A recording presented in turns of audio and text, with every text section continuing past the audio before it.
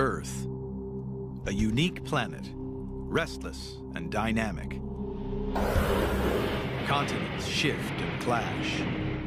Volcanoes erupt.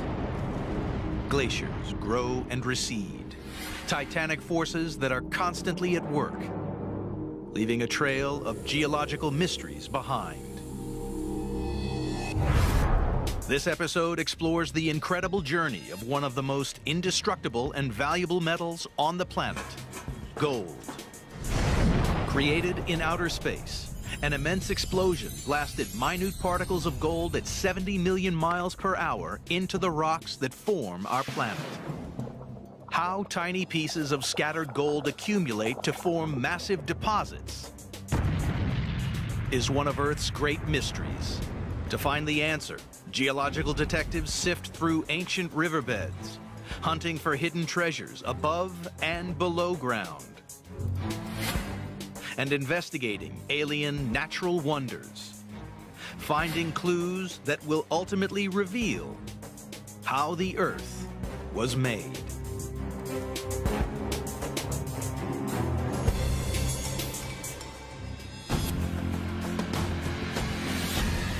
Gold has mesmerized man for thousands of years. The oldest known precious metal, it plays a powerful role in almost every culture on Earth. Since humans have been on this planet, gold has been prized. It is such a unique mineral. It is beautiful. You can take an ounce of gold and stretch it in a thin string, and it'll go for 35 miles. But the key to gold's enduring value is its inactivity. It won't bind with anything else except itself. Gold doesn't get used up, it gets recycled. The ring you're wearing may be the exact same gold that was in some of the gold the pharaohs wore centuries ago. With all these properties, it's no wonder gold has been treasured by man down through history.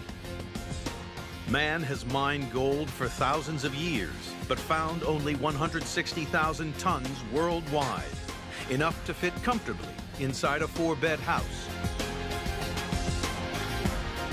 Physicists discovered that this ultimate metal was created in outer space, long before planet Earth existed, over 5 billion years ago. Gold and other heavy metal atoms formed in the maelstrom of a supernova, a giant dying star.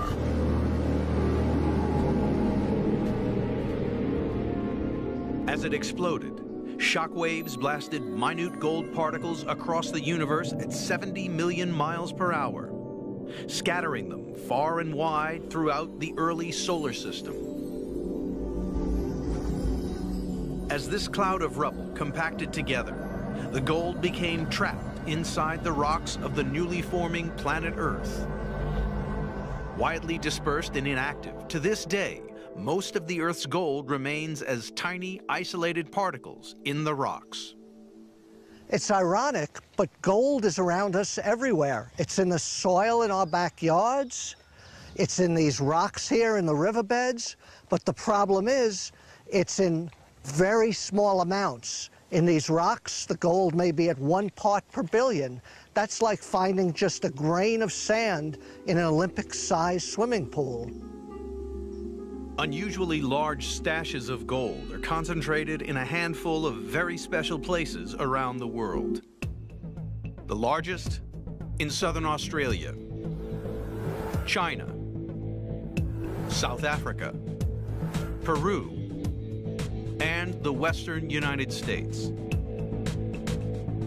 It is the geologist's job to find out where and why the Earth accumulates gold in large enough quantities to mine. The first pioneers of gold geology were not scientists, but gold-hungry prospectors who scrutinized the rocks. Their story began over 150 years ago by accident. In 1848, in the small Californian town of Coloma, along the American River, James Marshall was digging a trench for a water wheel to power his lumber mill when he made an extraordinary discovery. He was digging it down during the day and then using water at night to flush out the sand and gravel. And he looked, and there on the bedrock were a couple of gold nuggets. Rumors of California's river gold spread like wildfire. By 1849, over 90,000 people from around the world descended on the state. Nicknamed the 49ers, these early investigators searched the streams in a bid to find their fortune. Their first challenge was to figure out where gold accumulates in the river, and they quickly discovered that gold wasn't just strewn anywhere along its course. A clue to where the gold would be concentrated is black sand in areas like this. You take a sample and pan it out. The 49ers soon learned if they found heavy black sand in their pan, they were on to a winner. The process of panning is a simple one. You're really trying to separate light materials from heavy material. In this sluggish water, the heavy particles sink to the bottom of the pan. And you repeat the process of washing away light materials and then concentrating the heavies on the bottom until you get down to just the black sand and hopefully some nice gold. Even a small nugget like that. In the same way, rivers and streams separate the heavy particles from the light. The gold and black sand are flushed downstream, but as they hit the sluggish water on the inner bends, they drop out of the flow. And it's here, in the sandbanks on the inside bends of the river, that the 49ers discovered an absolute fortune. In total, over 20 million ounces of river gold were discovered in the waterways of California. But when they investigated the valley sides, above the river, the 49ers discovered an even bigger stash of gold. And they wondered, what was the deal with these gold deposits that were up and away from the water? They took a close look at them, and they could see that these boulders were round and smooth. These rounded boulders are identical to those found in the rivers nearby. And the reason is because it's an ancient riverbed. It's been left high and dry by the flow of the river. The river cuts downward and leaves these deposits behind. The miners continued to explore, and they found some just above the river like this, but they found others tens and even hundreds, even 1,000 feet above the modern stream. Using powerful water jets, the 49ers blasted and flushed out a further 50 million ounces of ancient river gold from California's hills, which still bear the scars over 150 years later. Similar river gold deposits have formed all over the world, including the greatest treasure trove ever found, Witwatersrand in South Africa. Its discovery in 1886 caused another massive gold rush. But this river gold is not found on the surface. Miners must descend over 2 miles down the deepest mine shaft on Earth.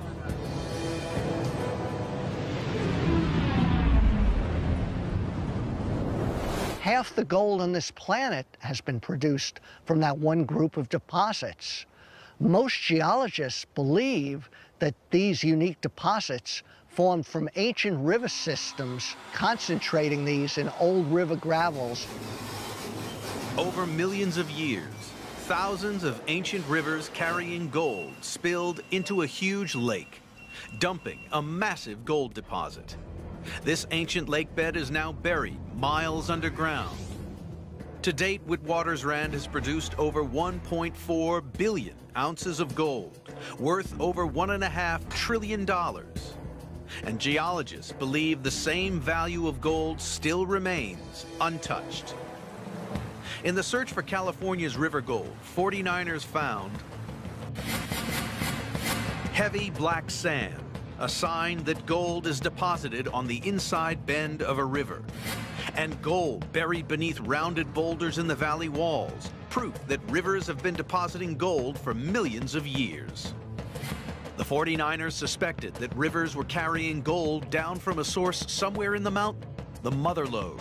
But the quest to understand where this mother lode gold originated would take geologists deep inside the Earth and face to face with some of the most destructive powers on the planet.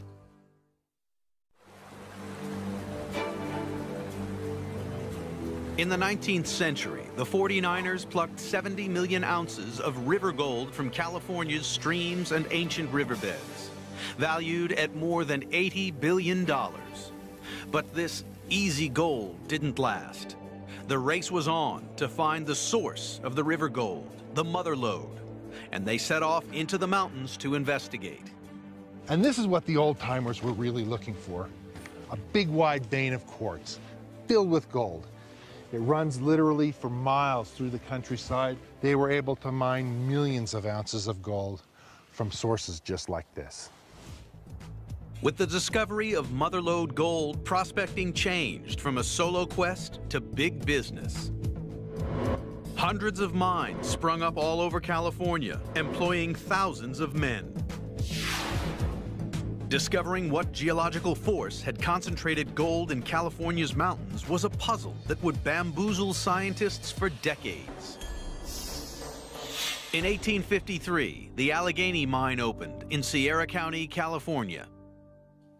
Today, it's over 3,300 feet deep, with over 40 miles of tunnels, all leading to one special slice of rock in the mountain. Here I am in the middle of the mother lode vein. It must be about 40 feet thick, and it goes down half a mile into the earth. This is the gold-bearing quartz vein that the miners were seeking. Quartz forms from a liquid, and as it solidifies, it somehow traps lumps of gold inside it. It is loaded with gold. If we break these quartz veins open, though, we can see perhaps small amounts of gold within the quartz. This is just an amazing piece of quartz. You can see all the free gold in it. It's just bright and glistens. There are actually clues to how the gold got here within the quartz that was deposited with the gold. Trapped inside the quartz are tiny bubbles of fluid. They are minute remnants of a stream of water and minerals that once gushed up this vein. Analysis of these fluid bubbles has revealed the extreme conditions that created the gold seam. That gold was deposited at 600 degrees Fahrenheit. It was a very, very hot fluid that brought the gold and the quartz to this location and deposited the vein. But it was a mystery. What was the driving force creating all this hot fluid which carried the gold? In an old quarry nearby lies a clue. The gold-bearing quartz vein, here stained brown, is flanked by strange beds of altered rock.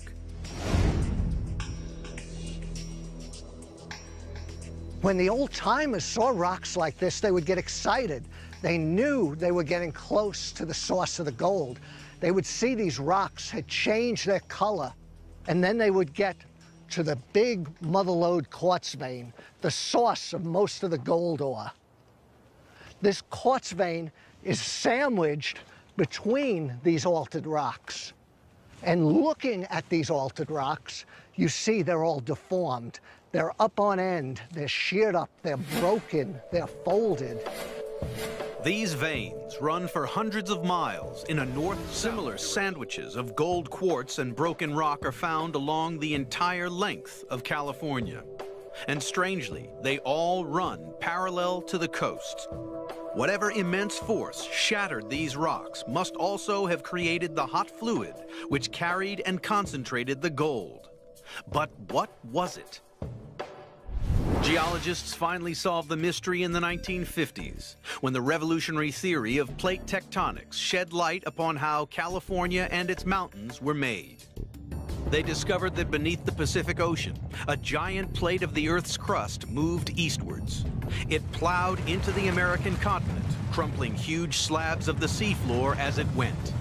If this big rock is ancient North America, over the last 300 million years, We had a spreading ocean floor push the ocean and sediments on top of the ocean against North America and stack these pieces of ocean floor and sediments on ocean floor up on end against Western North America. California was pushed above the waves. A mountainous mass of crushed, crumpled, and upended rocks, separated by huge cracks running deep into the crust, creating a landscape compiled of giant slabs stacked parallel to the coast. This immense mountain building process also had the power to create a piping hot fluid. Buried rocks were squashed under unbearable pressure. They superheated, and a 600-degree fluid was squeezed from them. Like water running in a river, this piping hot fluid had the ability to concentrate the scattered gold. As it washed through the rock, it leached out minute particles of gold, creating a mineral-rich soup. It poured into the giant cracks which pipelined it to the surface. As the fluid cooled, the gold coagulated and the quartz crystallized, forming a solid, gold-bearing quartz vein. In total, 35 million ounces of this mountain gold were blasted out of California, one of the most profitable gold mining areas of its time. Wherever you have oceanic plates colliding with the edge of a continent, you're always going to create fluid, you're always going to move those trace amounts of gold, and that will get focused into major faults to form large load gold deposits. They're part of the mountain building process. Similar gold-bearing quartz veins lie beneath the coastal mountains all around the Pacific Rim, where the ocean floor has crumpled under gigantic Earth forces.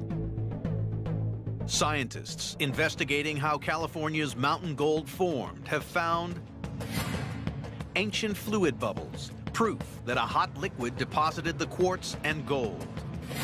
Parallel beds of broken, altered rock, evidence that the gold-rich fluid was squeezed from rocks as mountains formed. By the 1880s, only 30 years after the first gold strike, California's mountain gold became increasingly difficult to find. By then, gold hunters in neighboring Nevada had stumbled upon an entirely different type of gold deposit. But it was the sort of deposit that could drive men to murder. In the 19th century, 49ers found 70 million ounces of river gold. Then they began to ransack the mother lode, blasting out over 35 million ounces of mountain gold, squeezed from the rocks as California formed. For many years, scientists believed that only the colossal forces that created mountains had the power to concentrate gold scattered throughout the rocks. But gold strikes made in neighboring Nevada were to shatter this theory. Massive gold veins were found in the sagebrush hills of the desert. A tidal wave of gold hunters left California, heading east. The almost uncharted, desolate state of Nevada began to light up with life as gold strikes were made across the high desert. This was the gunslinging Wild West. And the rough mining town of Bodie had one of the toughest reputations. It's hard to imagine. More than 8,500 people up along this stretch here. Lawlessness, lots of fights breaking out. Lots of saloons, opium dens, and brothels. It was said that a man a day was killed in Bodie. And some historians believe the fickle geology of these gold deposits may have played a part in this murder rate. Here, the veins were much more segmented and broken up. So while one miner might be mining along on the vein, another miner might not be, which would lead to animosity and tension and the occasional fight. Geologists realized that unlike California's gold seams, which ran parallel to the coast, Nevada's were scattered randomly across the desert. the hunt was on to understand why Nevada's gold veins were so chaotic.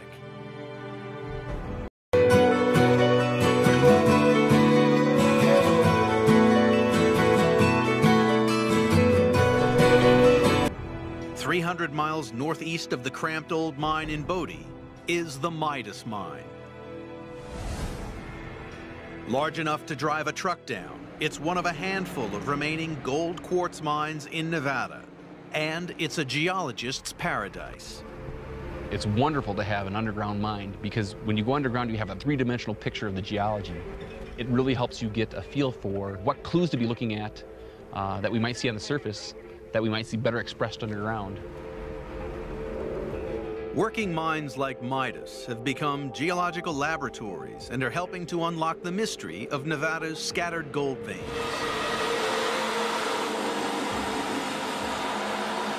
Every day, the miners drill the face and pack it with explosives, exposing new networks of quartz veins.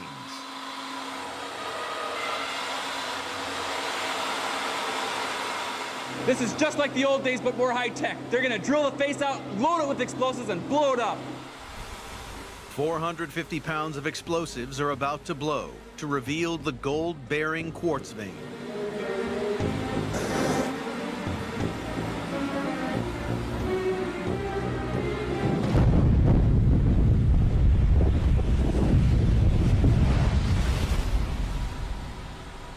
That was great, and to think it's so much safer than what the old-timers had to go through. Once the dust settles, it's possible to take a closer look. This is quite a nice big quartz vein. If I compare these quartz veins to the veins that I've seen in California, they're substantially different. For one, if I look at these bands, these dark gray bands in here, These gray bands are the first sign that something very strange has happened here. in a hand sample, I'll see that there's lots of gray material. All that gray material is silver. If I look even closer, I can see little fine flecks of yellow. That's gold. The source rock that formed all of these veins was much different than the source rock that caused the California veins to form. The California veins only have gold, and these are loaded with silver. And the clue to the identity of the source of Nevada's gold lies either side of the quartz vein. Unlike California, these wall rocks are not crushed and have never been on the ocean floor. This wall rock is of a volcanic origin, very similar to like Mount St. Helens. So it wasn't mountain building that concentrated the gold and silver in this vein, it was a volcanic process. Perhaps the Midas Mine was once a giant volcano. Geologists went looking for clues not inside the mine, but directly above it. Everywhere above the Midas Mine, we see these strange outcrops. They're flat on the top like a table, and if I look closer, I can see fine little bands and layers. The outcrop is made of thin layers less than 1/8 of an inch thick. And there are thousands stacked on top of each other like a deck of cards. You've got browns and yellows, whites and purples. Understanding outcrops like this will help us understand why gold is deposited at such shallow depths within the Midas Mine. These distinctive layered rocks are not formed by a volcano, but another type of volcanic process that can still be seen today. In Gerlach, northwest Nevada. In the middle of the dry, black rock desert, they found a mysterious oasis. And rising out of the landscape, a spectacular, multicolored hot spring, one of over 300 in Nevada. This bizarre geological wonder began to form just 45 years ago. Volcanic processes beneath the earth heat the groundwater. It spills out at the surface, and like a boiling tea kettle, dumps a layer of mineral scale. The water is slowly running over the tops of these terraces. It's depositing minerals in fine little sheets, kind of like a deck of cards or a book on end. This rock from over there has fine laminations or layers. Rocks like these and terraces like those are found right above the Midas Mine, which tells me that Midas was once an enormous hot spring. Geologists realized it was hot springs that brought the gold and silver quartz veins to the surface in Nevada. Gold and silver particles are scattered in molten rocks deep inside the earth. This hot rock released a gold and silver-rich fluid. As rainwater soaked into the ground, it reached the scorching rocks deep in the crust and superheated to 900 degrees Fahrenheit. Hot and buoyant, the water began to rise, sucking up the gold and silver soup as it went. As it neared the surface, the water boiled and dumped bands of silver and flecks of gold in the chaotic, fractured pipework of the hot spring.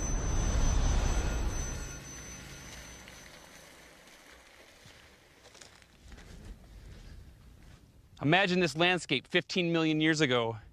Volcanoes as far as the eye could see, hot springs dotting the landscape here and there.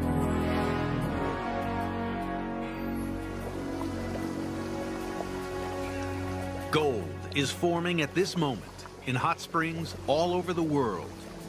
Even Yellowstone has traces of gold in its water. One of the world's biggest and most profitable gold mines, Yanacocha, northern Peru, is a gold and silver deposit which man has plundered since the rule of the Inca 800 years ago. High in the volcanic Andes, it's a massive 535 square miles and has produced over $5 billion worth of gold, all of it originating beneath a bubbling hot spring. Scientists investigating how gold-silver veins formed in Nevada have found volcanic wall rock, proof that the gold-rich fluid came from molten rock, and a multicolored layered outcrop, evidence that ancient hot springs deposited gold in Nevada. Nevada's hot spring gold deposits yielded over 40 million ounces of gold and 500 million ounces of silver. But by 1920, Nevada's gold seams were increasingly uneconomical to mine. The desert became littered with ghost towns. It looked like America had run out of gold. But in 1961, a new type of deposit was found. But it couldn't be seen or touched. It was invisible. It would become the biggest strike in the history of America's gold. America's gold was concentrated by incredible mountain-building forces that formed California and volcanic processes deep beneath Nevada's hot springs. But as the deposits became exhausted, geologists frantically searched for new stashes of gold. Then, in 1961, geologist and gold prospector John Livermore noticed a suspicious 50-mile-long crack in the middle of Nevada called the Carlin Trend and set out to investigate. John Livermore came to these hills following up a theory that gold deposits would be aligned directly above a deep crack in the Earth's crust. He'd come up to outcrops like this, and he would go ahead and want to look at them. The rocks are a strange mixture of mud and quartz, a mineral created in hot fluid, and a good clue that gold might be deposited nearby. Based on his experience, he knew a lot of hot fluid had come up this crack. However, he couldn't see any evidence of gold, no quartz veins, no visible gold. But on a hunch, he sampled this rock, took it back to the assay lab to see if there was any gold in it. In assay labs, rocks are crushed and blasted in a furnace to over 1,800 degrees. And as the liquid rock cools, the minerals begin to separate. At the end of this process, something extraordinary has happened. An ordinary-looking rock actually contained a grain of gold. At a concentration of about 5,000 times you would normally see in the Earth. It doesn't look like much, but this is what they mine every day. Livermore's hunch paid off. 50 miles long and 5 miles wide, the Carlin Trend is now one of the largest mining districts in the world. This vast man-made pit is big enough to be seen from space. This is the Betsy Post Pit, one of the world's largest gold mines. It contains 45 million ounces of gold. They have to mine 10 tons of rock in order to get 1 ounce out. As you can see, it's huge, 2 miles long, a mile wide, 2,000 feet deep. Because gold is so valuable, the extraction of just a few thousand ounces a day pays for this extraordinary mining operation. And removing the gold ore requires drastic action.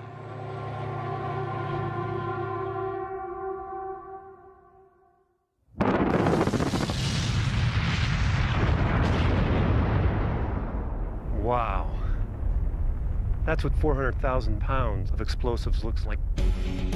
Giant diggers work 24 hours a day, excavating over 90 million tons of rock a year, enough to cover Central Park in 55 feet of rubble.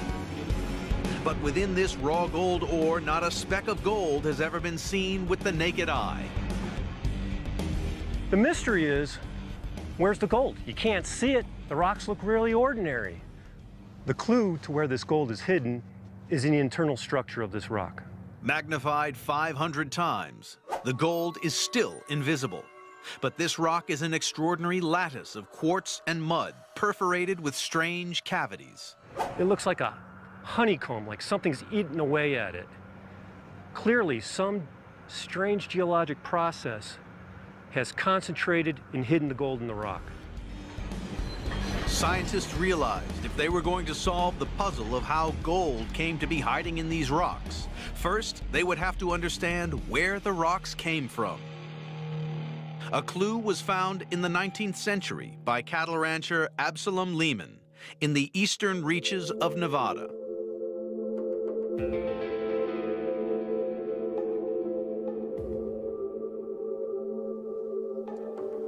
In 1885, Absalom Lehman stumbled upon a hole in the ground. And with rope and lantern, he lowered himself in the earth and discovered this beautiful cave system with some of the most spectacular cave formations in the world. The solid foundations of this cave are made of a messy mixture of mud and calcium carbonate shells. They are the remains of tiny sea creatures, evidence that Nevada was once covered by an ancient tropical sea. For millions and millions of years, creatures with shells composed of calcium carbonate began to rain down through the ocean and accumulate on the seafloor, forming this calcareous ooze. Later, this ooze hardened into a sedimentary rock called limestone. They were formed when water eroded the huge limestone bed that sits underneath Nevada. And back over at the Carlin Trend, scientists noticed that the gold ore was made of a very similar type of rock. They figured out that the Lehman Cave limestone and Carlin Trend gold ore must once have been the same rock. This is fresh limestone. This is gold ore. Clearly something happened to change this rock into this spongy gold-bearing ore. Well, the clue is in the chemical reactivity of this limestone. If I put dilute hydrochloric acid on this limestone, note how it fizzes. Very reactive. The acid is eating away at the rock. Now if I put the acid on the spongy gold ore, no reaction. The fluid is soaking into the rock like a sponge. Scientists concluded the reason Carlin Trend gold ore did not fizz is that it had already been attacked by an acid. Beneath the bed of limestone at Carlin is a gigantic vertical crack. Geologists now believe that a blast of hot, acidic, gold-rich fluid was once forced upwards from deep within the earth. It streamed through the crack, drenching the limestone. The acid ate into it, leaving a sponge-like, muddy framework behind. And in the cavities, it dumped quartz and the most minute sprinklings of gold.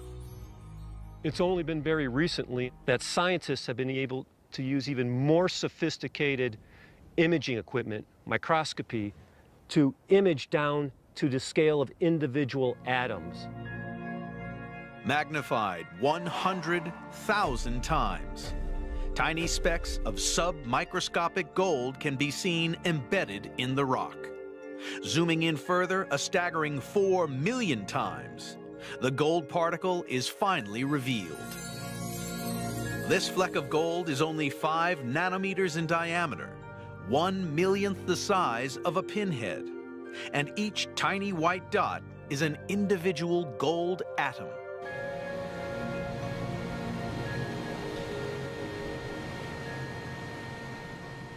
These ordinary-looking rocks have produced 65 million ounces of gold from a single crack in the earth known as the Carlin Trend. And it's made the United States the 4th largest gold producer in the world.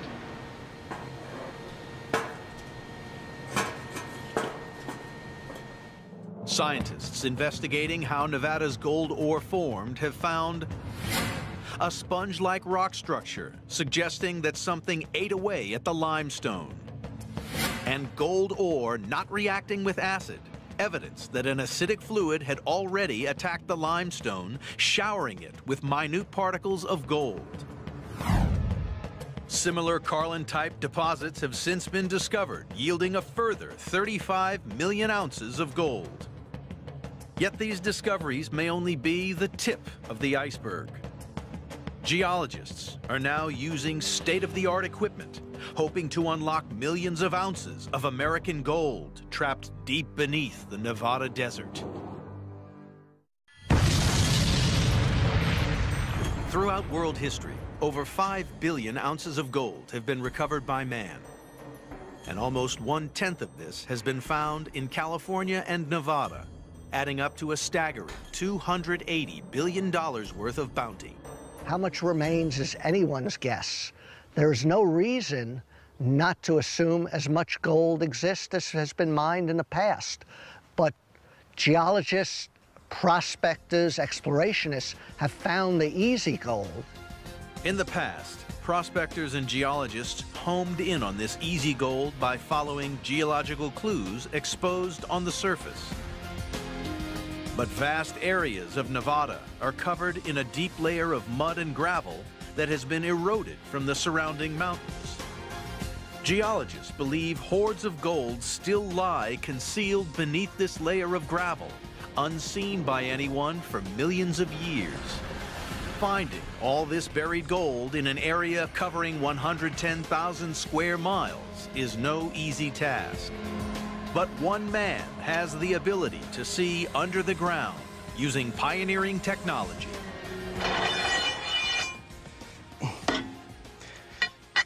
I've got gold in the hills around me. I've got good reason to believe there's gold beneath me in the rocks. If I could just see through this sand and gravel. This little piece of equipment, I believe, is going to help me figure that out. The GeoProbe is drilling not for rocks, but for groundwater 200 feet below the surface. And it's this groundwater that holds the key to finding Nevada's hidden gold. If there's a gold deposit concealed by the sand and gravel, the groundwater will interact with it and it'll pick up clues. Traces of metals associated with gold seep into the groundwater, clues that will lead Hodges to the secret location of the gold deposit deep below the surface. Imagine an iron bar rusting in a bucket of water. The trace metals are going to come out of that rusted iron bar, are going to be disseminated in the groundwater, and you would be able to sample that groundwater and tell that there was an iron bar somewhere nearby. Just as we're going to be able to sample this groundwater and know that there's a gold deposit somewhere nearby. So in a sense, it's like the deposit of gold is creating a scent. If Hodges can latch on to a whiff of this scent, he can track it back to find the gold. Once the drill is deep enough, Hodges pumps out the groundwater.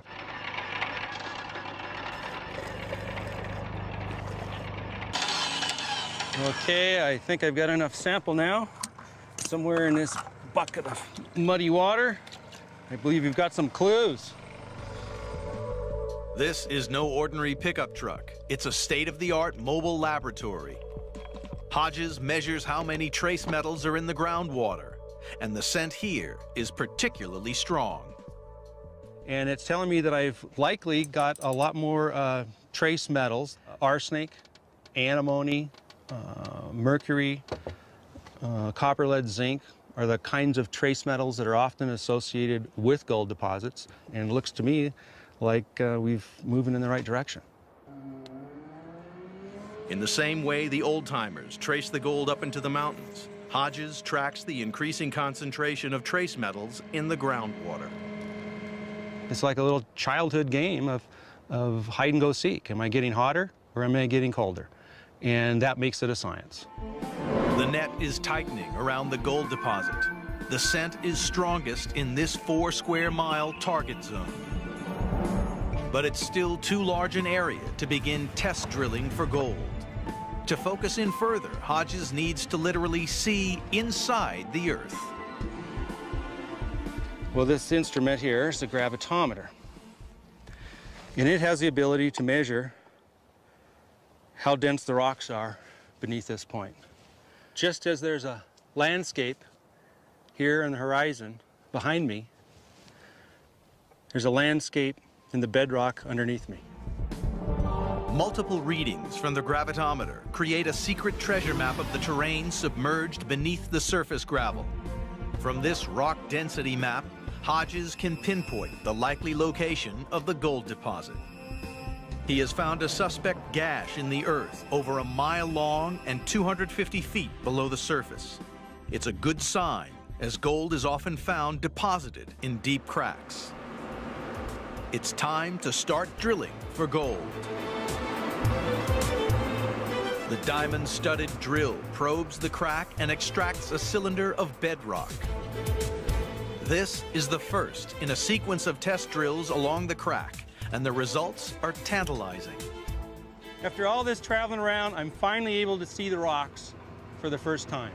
These rocks have been out of view for millions of years, and to me, it's one of the most exciting things about this line of work. I get to look at these rocks before anybody else has ever seen them, and I can compare them with the rocks that I've seen elsewhere in the mountains. In this piece of core, I've seen several different kinds of fragments of rocks. Some of them are quartz. Quartz, we know, is good for gold. Hodges could be on the verge of a massive gold strike, adding to his tally of 30 million ounces discovered so far. Reaching down into the earth, pulling out a sample that says there's gold in it, and realizing that you've done it. And in a sense, it connects you with those old timers, the same spirit of the Old West. It's exciting.